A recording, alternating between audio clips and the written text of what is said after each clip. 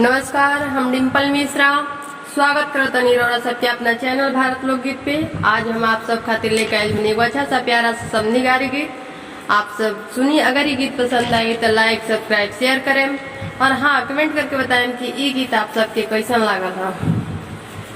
जाहि दीना राम जी की सीता हेरा गईली, जाहि दीना राम जी के सीता हेरा गईली। अब खोजिले गलिया न गलिया, हाय सीता राम के भजो। अब खोजिले गलिया न गलिया, हाय सीता राम से भजी। खोजता खोजता गईनी लंका नगरिया हो, खोजता खोजता गईनी लंका नगरिया हो।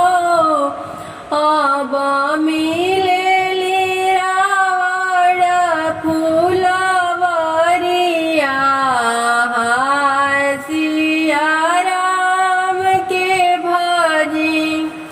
अब मिलेली लंका नगरिया, हाय सिया राम से भजी। जाहि दीना समाधि के दीदिया हेरा गईली, जाहि दीना समाधि के बीबी हेरा गईली। अब खोजिले गलिया न गलिया, हाय सिया राम के भजी। अब खोजिले गलिया न गलिया, हाय सिया राम के भजी। खोजता खोजता अइनी हमारो नगरिया हो, खोजता खोजता अइनी हमारो नगरिया हो।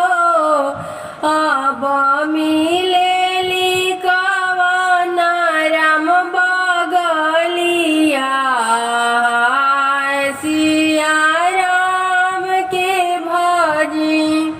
अब मिलेली कवन राम बगलिया, हाय सिया राम के भजी। जाहि दीना